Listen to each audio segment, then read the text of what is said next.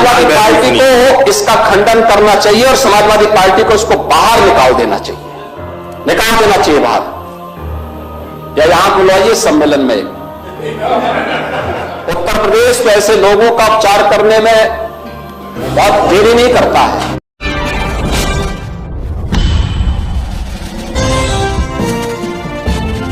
मैं समाजवादी पार्टी से जुड़े हुए मित्रों से कहना चाहता हूं, भारत की विरासत पर आप गौरव की अनुभूति नहीं करते? कम से कम जिनके नाम पे आप राजनीति करते हैं उनके विचारों को ही मान लेते हैं। डॉक्टर राम मनोहर लोहिया ने इस बात को कहा था कि भारत की एकात्मता के 3 आधार हैं, श्री राम, श्री कृष्ण और शिव शंकर, भगवान शिव। जब तक भारत की जनता इन 3 देव महापुरुषों के प्रति श्रद्धा का भाव रखेगी, तब तक भारत को भारत बने रहने से कोई रोक नहीं सकता। दुनिया की कोई ताकत भारत का बात बता सकता है। डॉक्टर राम मनोहर लोहिया प्रखर समाजवादी थे।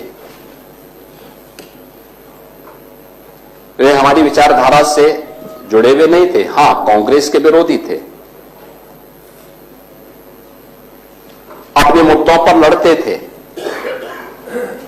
आज समाजवादी पार्टी डॉक्टर लोहिया के विचारों से कितनी दूर भाग चुकी है। आज राम को, कृष्ण को, शिव की परंपरा को, भारत की विरासत को कोसना यह समाजवादी पार्टी का मानो जीवन का उद्देश्य हो गया। और दुर्भाग्य है कि उन्होंने आदर्श किसको माना है? यानी औरंगजेब को। औरंगजेब को ये लोग अपना आदर्श मान रहे हैं। औरंगजेब का पिता शाहजहां अपनी जीवनी में लिखता है, अपनी आत्मकथा में लिखता है कि खुदा करे कि ऐसा कमबख्त किसी को पैदा न हो। उसने आगरा के किले में अपने बाप को कैद करके रखा, एक एक बूंद पानी के लिए तरसाया। और अगर इनको औरंगजेब पर गौरव की अनुभूति होती है तो ये लोग कम से कम पटना की खुदाबख्त लाइब्रेरी में जाकर के एक बार शाहजहां की ही जीवनी को पढ़ लें, देख लें, उसकी पीड़ा को देखें।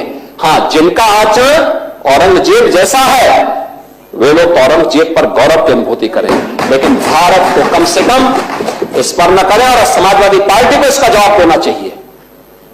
भारत की आस्था पर प्रहार करने वाला दुर्दांत,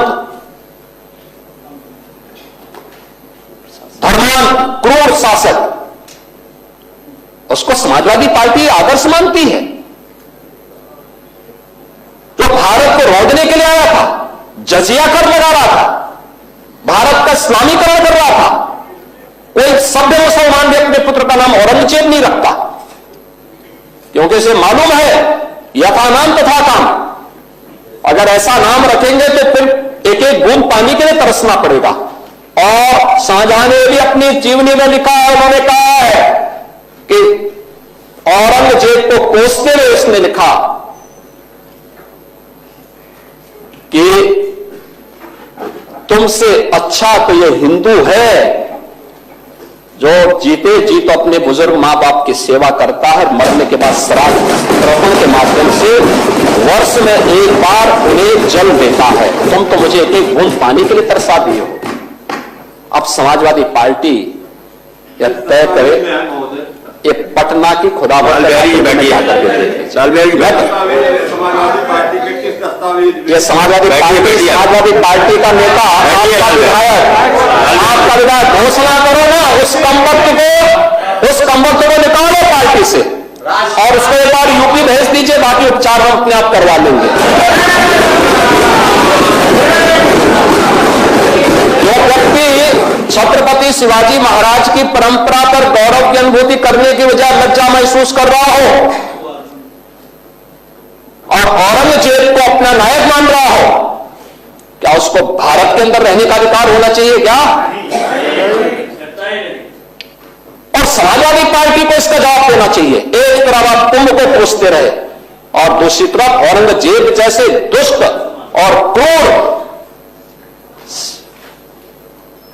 धर्मान मंदिरों को तोड़ने वाले व्यक्ति को, भारत की आस्था को निर्मलता के साथ रौंदने का कार्य करने वाले व्यक्ति को महिमामंडन करते हो। आखिर कौन सी नस ऐसी आपकी दबी हुई है कि आप लोग अपने उस व्यक्ति पर, उस विधायक पर नियंत्रण नहीं कर पा रहे हैं? और इसीलिए मैं कहना चाहता हूं कि व्यक्ति के विचार अलग हो सकते हैं, मानव खंडन क्यों नहीं समाजवादी पार्टी है? समाजवादी पार्टी खंडन करे इसका। लाल बिहारी सुनिए, समाजवादी पार्टी को, लाल बिहारी समाजवादी पार्टी को इसका खंडन करना चाहिए। समाजवादी पार्टी को इसका खंडन करना चाहिए और समाजवादी पार्टी को इसको बाहर निकाल देना चाहिए, निकाल देना चाहिए बाहर। या यहां बुलाइए सम्मेलन में एक उत्तर प्रदेश तो ऐसे लोगों का उपचार करने में बहुत देरी नहीं करता है।